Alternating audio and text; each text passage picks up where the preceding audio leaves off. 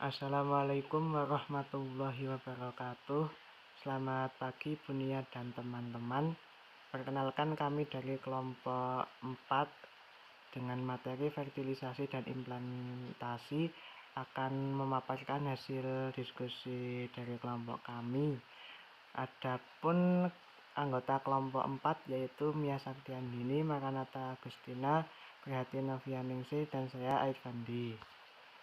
Adapun cakupan materi yang akan kita pelajari pada pagi hari ini, yang pertama pengertian fertilisasi, yang kedua fungsi fertilisasi, yang ketiga tahap fertilisasi, yang keempat pembelahan sel, yang kelima konsep fusi atau penggabungan gamet, yang keenam konsep mono dan polispermi, dan yang ketujuh pengertian implantasi. Pengertian fertilisasi. Secara embriologi, fertilisasi merupakan pemasukan faktor-faktor hereditas pejantan ke ovum dan melibatkan penggabungan sitoplasma dan bahan nukleus. Menurut Toilihire tahun 1985.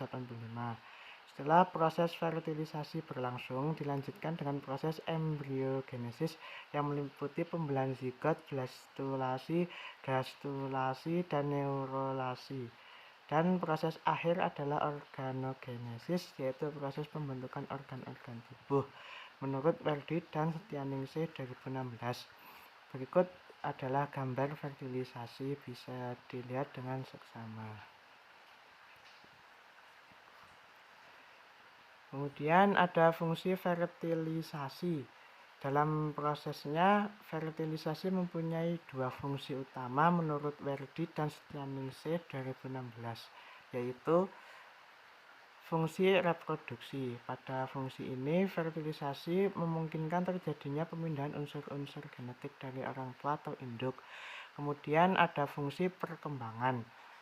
Pada fungsinya, dalam perkembangan, fertilisasi menyebabkan rangsangan pada sel telur untuk menyelesaikan proses meiosis, kemudian membentuk pronukleus betina yang akan melakukan singgami dengan pronukleus jantan dan akan membentuk zigot yang akhirnya akan berkembang menjadi embrio dan fetus.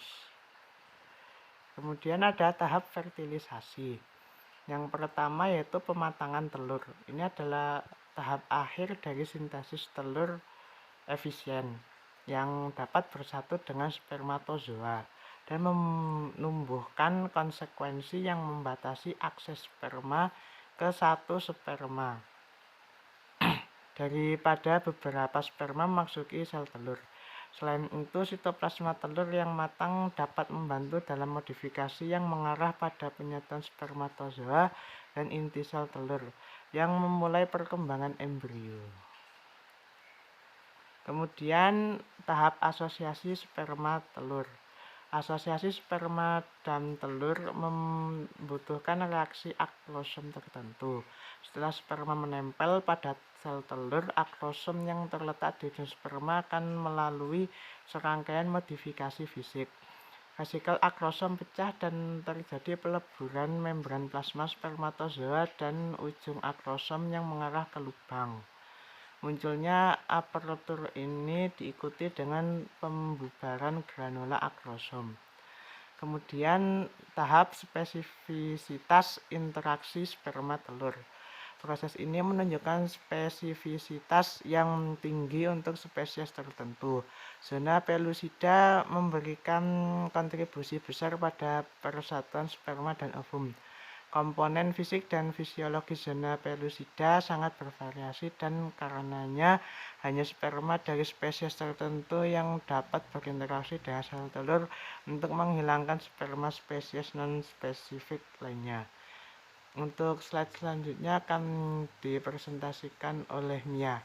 Tempat dan waktu saya persilahkan. Baik, saya akan melanjutkan materi dari Mas Ahid, yaitu lanjutan tahapan fertilisasi, yaitu pencegahan polispermia. Hampir semua sel telur mamalia menunjukkan monospermi, di mana satu sperma dipastikan menjadi satu telur. Dengan demikian, mekanisme pencegahan polispermia telah dikembangkan, yang mencakup modifikasi permukaan tertentu pada sel telur yang mencegah penetrasi banyak sperma atau prevalensi khas zona pelosida yang memungkinkan perlekatan dan fusi hanya satu sperma. Tahap selanjutnya yaitu pembentukan membran fertilisasi. Selama tahap awal, membran ini ramping. Pada tahap selanjutnya, ia cenderung tumbuh dalam dimensi untuk membentuk membran fertilisasi yang utuh. Semua proses tentang pembuatan membran fertilisasi memakan waktu hampir 1 menit. Saat sperma bergerak di dekat permukaan sel telur, membran vitelin yang ramping akan larut yang mengarah ke perlekatan butiran kortikal dengan daerah internal membran plasma telur. Begitu pembukaan, granula terjadi, pengisiannya dilepaskan di wilayah perivitelin. Untuk tahap selanjutnya yaitu pembentukan inti zigot. Setelah sperma berhasil memasuki sel telur, ukuran pronukleus jantan itu akan membesar dan materi genetik dalam nukleus berdifusi mencapai manifestasi yang menyerupai pronukleus wanita. Pronukleus jantan memposisikan dirinya pada sudut linear 180 derajat dan diarahkan ke inti sel telur. Setelah pronukleus jantan dan pronukleus betina bersatu, sentriol spermatozoa membentuk gelondong. Pembelahan primer yang merupakan cikal bakal pembelahan sel telur yang telah dibuahi.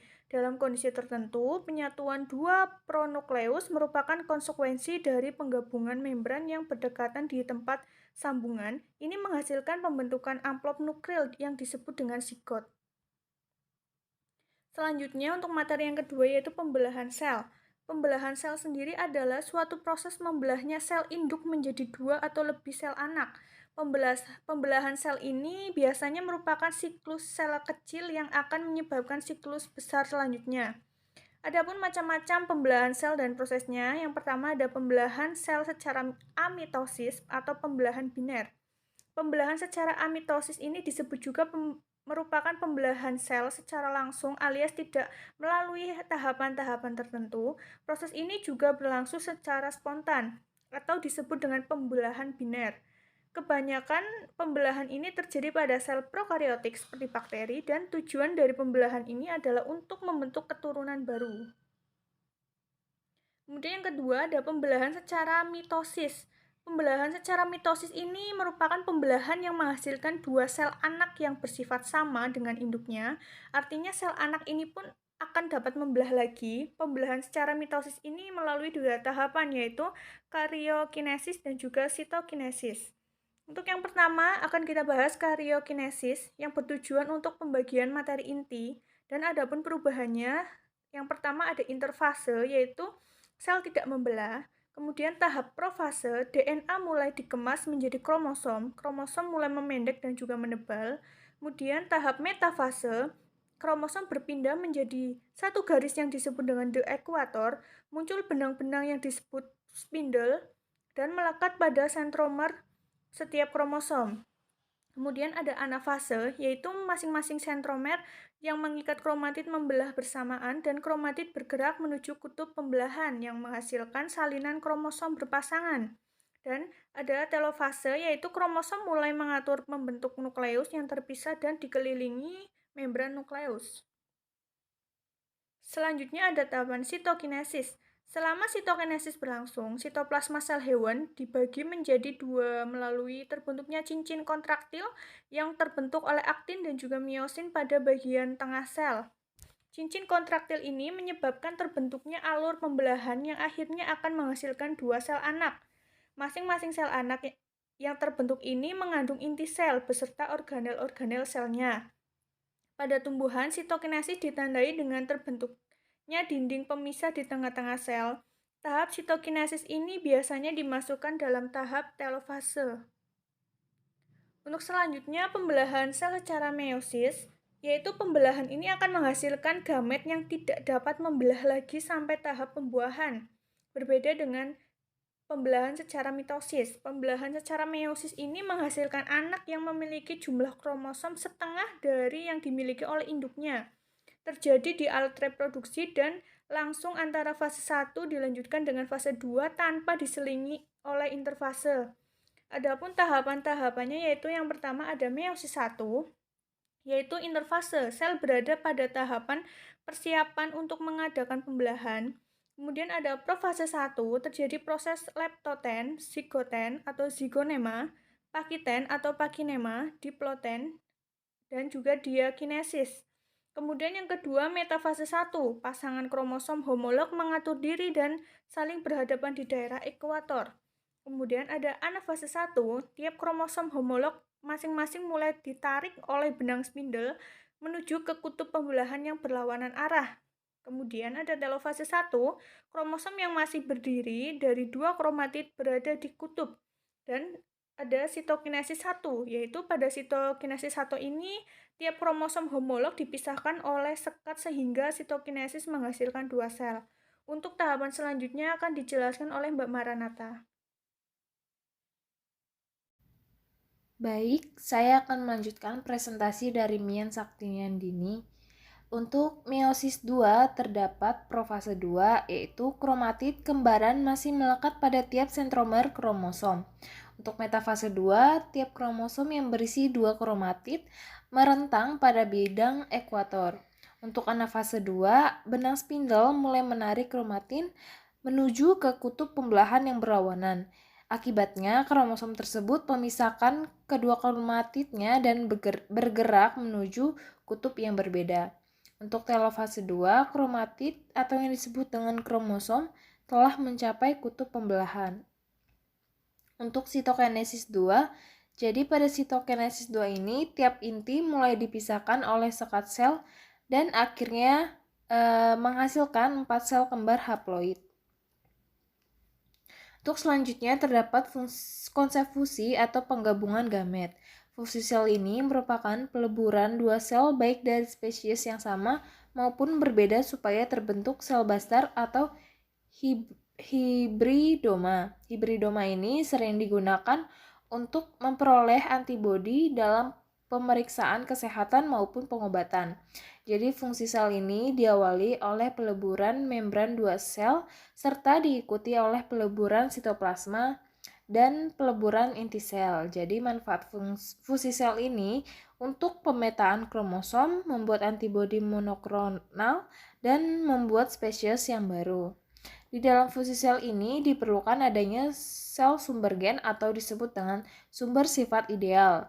Yang kedua, sel wadah atau disebut dengan sel yang mampu membelah cepat, dan yang terakhir fusi gen atau zat-zat yang mempercepat fusi sel. Yang selanjutnya ada konsep mono dan polispermi. Monospermi ini adalah proses normal pembuahan sel telur dan sperma.